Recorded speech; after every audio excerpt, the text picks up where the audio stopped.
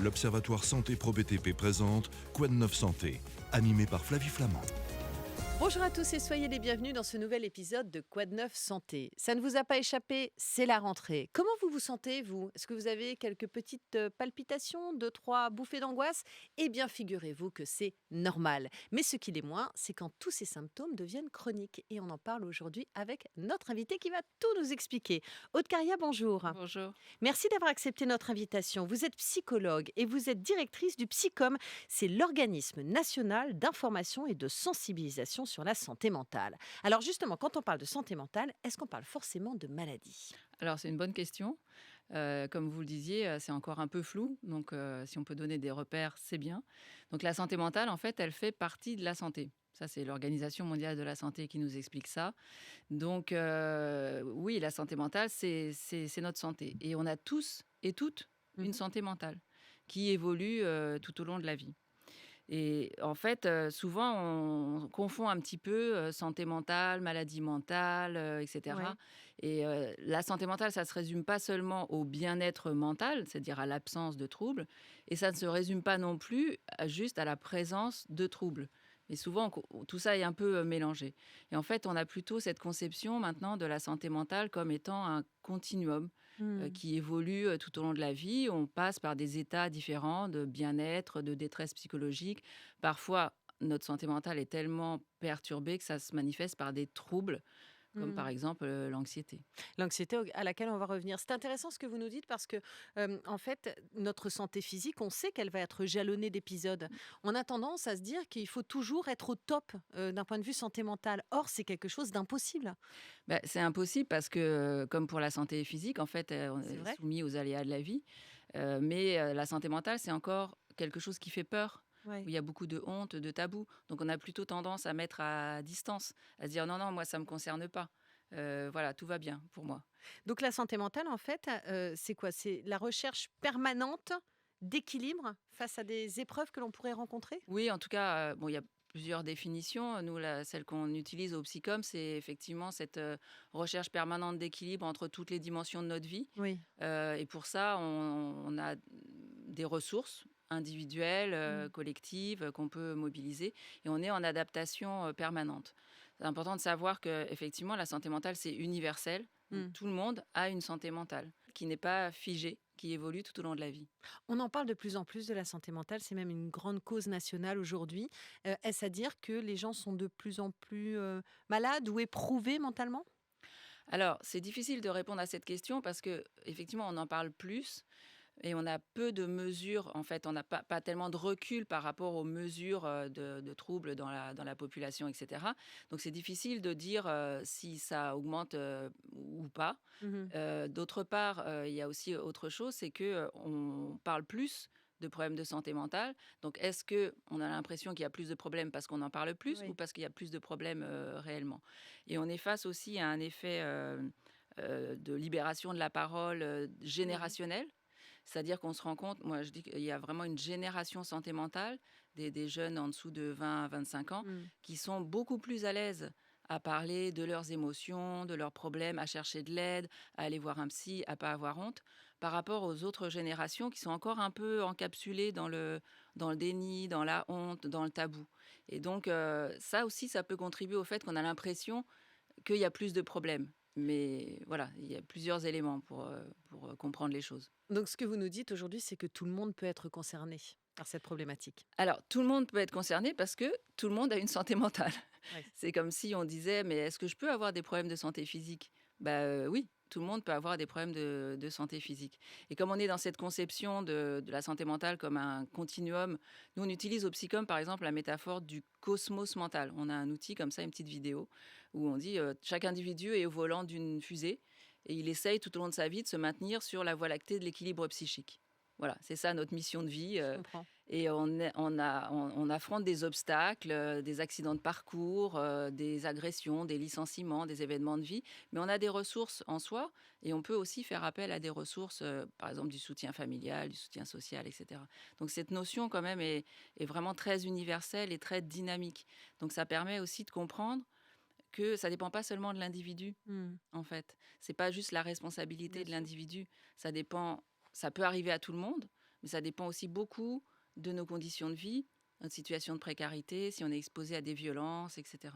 C'est intéressant parce que, on est dans une société qui est anxiogène, aussi, peut-être encore davantage depuis quelques années. Certains, situent, la problématique, vraiment au niveau au moment du covid, Mmh. l'épidémie de covid.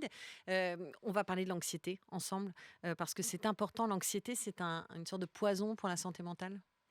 Alors ça peut être une alerte ou un poison, ça Mmh. dépend du du degré, en fait. Mais justement, expliquez-nous, Voilà. en quoi c'est une alerte, en fait? C'est une émotion qui est importante, l'anxiété? Oui, c'est une émotion importante parce que c'est, une émotion, qui nous permet d'être vigilants par rapport à des dangers, potentiels, de la vie ou des moments, en fait, où il y a des changements, on doit s'adapter.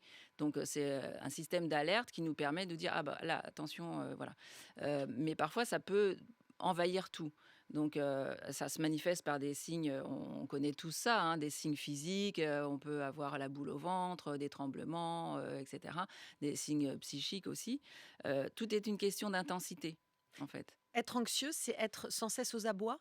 C'est se projeter tout le temps en se disant qu'il va se passer quelque chose qui C'est n'ira pas? ça, c'est-à-dire que l'anxiété, c'est, le fait d'anticiper, en fait, des choses et parfois on parle d'une peur sans objet. C'est-à-dire c'est pas forcément, par rapport à, une peur d'araignée et cetera, mais c'est, on anticipe, des choses et ça peut prendre des proportions. Donc c'est à la fois ça nous aide à nous adapter, une nouvelle situation, une nouvelle classe, pour un enfant, un collègue qui arrive ou je dois aller prendre un train et cetera.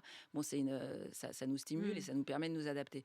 Où ça devient problématique et où on peut parler de trouble, si on reprend la notion de continuum que j'évoquais tout à l'heure, c'est quand ça envahit en fait, tout le fonctionnement du quotidien, que ça nous empêche, d'assumer nos tâches, et cetera. Ou quand, même quand on continue à être anxieux, par rapport au travail, alors qu'on n'est plus au travail, Oui, vous voyez? donc c'est quand ça se généralise que ça devient Voilà. problématique.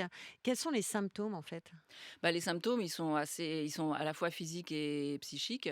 C'est-à-dire, ça peut être de la rumination, c'est-à-dire on n'arrête pas de penser à des choses, ça peut jouer sur le sommeil, mais ça peut être aussi, des douleurs, physiques, des tremblements, des attaques de panique, enfin, C'est quoi une attaque de panique? Est-ce que vous pouvez nous décrire? Parce que c'est un enfer pour une personne qui oui, traverse oui, cette bah, épreuve. une attaque de panique, c'est, un moment, qui est un peu brutal, qui nous tombe dessus, où, on a l'impression qu'on va mourir, on a l'impression qu'on est en train de faire une crise cardiaque, qu'on comprend pas, on a des douleurs, physiques, on a du mal à respirer, Pour moi, et c'est une cetera. explosion psychique. Oui, Comme si, à un moment ouais, donné, il y avait un il y a bouton qui une qui surchauffe, quoi, une exactement, surchauffe et et avec c'est une import peur généralisée jusqu'au ouais. bout des doigts, Ouais, quoi, ouais, jusqu'à avec la racine plein des de cheveux. symptômes physiques et c'est très, ça s'auto-alimente, en fait Oui. et bon, après quand on en a fait, plusieurs, on arrive à se réguler, à se dire: «Non, non, je suis en train de faire une attaque de panique», à prendre un petit peu de recul, et On cetera. peut peut-être dire à ceux qui font des attaques de panique qu'on ne meurt jamais d'une attaque de panique. Non, on peut Il faut le mourir de savoir plein parce d'autres que ça choses, fait partie des symptômes. On a oui, peur de mourir, mais sachez que vous ne mourrez jamais ouais en en faisant une attaque, de et panique. après ce qui est intéressant, c'est que quand on vit des perturbations comme ça, psychiques, on apprend aussi de ces Bien expériences sûr. et c'est en apprenant de ces expériences Mmh. qu'on sait si ça revient, se dire, «Ah ben la dernière fois, en fait, ça m'est déjà arrivé. OK, d'accord, donc je suis en train de faire ça et puis ce qui m'a aidé, c'était ça, Bien c'était sûr. respirer, c'était marcher, c'était, trouver quelqu'un pour me serrer dans ses bras et cetera». Justement, certains nous écoutent et sont peut-être concernés par tous ces symptômes. Qu'est-ce qu'on peut leur dire? Qu'est-ce qu'ils peuvent faire? Alors la bonne nouvelle, c'est Oui, que on peut faire des choses. Alors on peut faire des choses par soi-même, en apprenant à se connaître aussi, c'est-à-dire qu'on va repérer les choses qui nous font du bien. Donc ça peut être, bah, moi ce qui me fait du bien, c'est d'aller marcher en forêt ou au bord de la mer par exemple, ou au moins d'aller, dans un parc, si je suis en ville, le contact avec la nature. Pour d'autres, ça va être avoir une activité sportive et on a montré que l'activité sportive a un effet bénéfique sur l'anxiété. Ça a été démontré, scientifiquement. Pour d'autres, ça va être, aller voir des amis, regarder une série, voilà, on a tous des solutions différentes parce qu'il y a pas de solution miraculeuse, il y a pas de solution unique, en fait. il ne faut pas rester tout seul avec ses symptômes, il faut savoir se tourner aussi peut-être vers les autres. Alors, on a parfois un entourage avec lequel on peut parler, mais parfois on n'a pas de famille, on n'a pas d'entourage. Il y a des lignes d'écoute qui existent? Oui, tout à fait. C'est-à-dire que quand on a l'impression que ce qu'on fait tout seul, soi-même, ça ne suffit pas, effectivement, pas hésiter à aller, demander de l'aide. Une étape, ça peut être appeler une ligne d'écoute. Sur Mmh. le site de Psycom, il y a un guide des lignes d'écoute parce qu'il y a près de 150 lignes d'écoute en France avec chacune des spécificités. Donc, on trouve forcément une ligne qui correspond à son besoin. Et ça peut être un premier pas aussi pour avoir une écoute un peu neutre, bienveillante par rapport à ces problèmes. Le premier pas, c'est donc d'identifier nos symptômes et de savoir identifier aussi ce qui peut nous faire du bien. Mais parfois, on a aussi besoin de consulter. Oui. À partir de quel moment est-ce que je sais que je dois me tourner vers un médecin?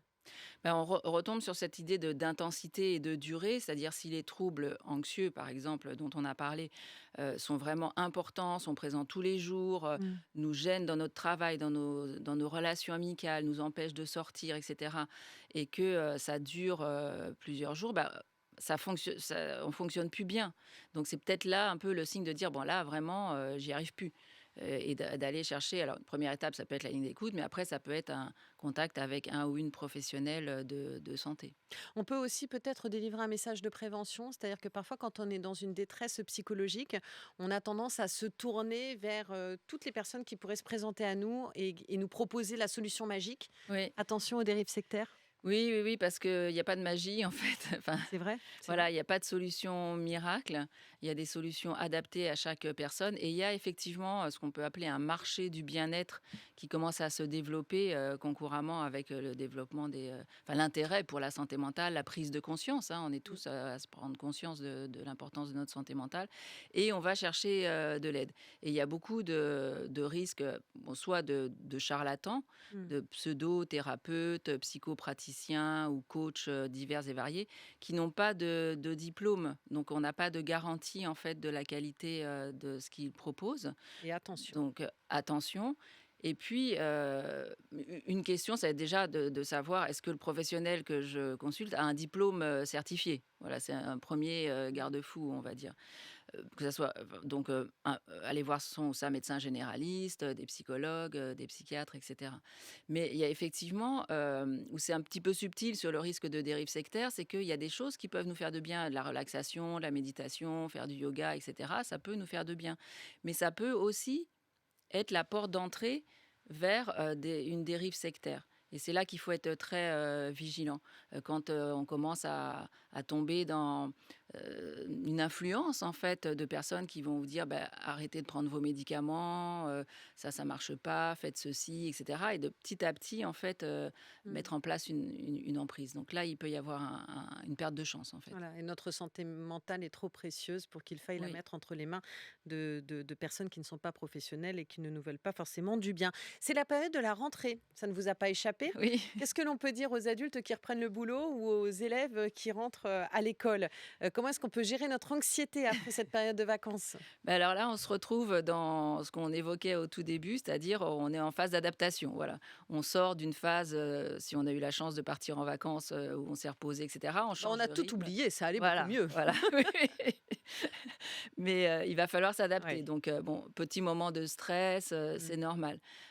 Pour les enfants, c'est sûr que si c'est une nouvelle classe, des nouveaux copains, copines, bon voilà, il y a une phase d'adaptation. Donc ça peut être une phase d'adaptation banale, C'est en fait. normal Voilà, déjà d'avoir cette phase c'est d'adaptation. assez banal. Je dirais peut-être un point de vigilance pour les parents de pas projeter trop leur propre Oui, anxiété sur surtout, leurs enfants. Voilà, je sais qu'en tant que parent, c'est pas toujours c'est simple, important. mais les enfants sont des éponges. Voilà, donc Et les signes d'une anxiété qui s'installe chez l'enfant, c'est un changement de comportement, mange moins, dort pas bien? oui, alors l'anxiété, c'est assez fréquent chez l'enfant parce qu'il est tout le temps en phase d'adaptation. En fait, un enfant est tout le temps en train de grandir, on lui demande des choses nouvelles, et cetera. Donc Mmh. c'est assez banal aussi d'avoir de l'inquiétude. Ça se manifeste pas forcément pareil que chez les adultes. Donc ça peut se manifester par des maux physiques, un enfant qui se plaint souvent d'avoir mal au ventre, Mmh. de se sentir fatigué, et cetera. Là encore, ça dépend de l'intensité. Si ça dure, et cetera, bon, c'est peut-être le signe de quelque chose. Mais il y a aussi des enfants, ça va être plutôt silencieux. Ça va être plutôt un enfant, il va pas, faire des Mmh. crises, et cetera. Il va rien dire, s'isoler et ça peut être aussi, un signe de quelque chose qui peut-être se passe pas très bien. Aude Caria, merci beaucoup. Merci à vous. Et merci, car grâce à vous, on va avoir une rentrée avec le sourire. Allez, merci à vous tous d'avoir suivi cet épisode de Quoi de neuf santé, un podcast RTL en partenariat avec l'Observatoire Santé Pro BTP. Vous pouvez retrouver cet épisode et tous les autres tout aussi passionnants sur observatoiresantéprobtp.com, sur rtl.fr et sur M6+. Ciao!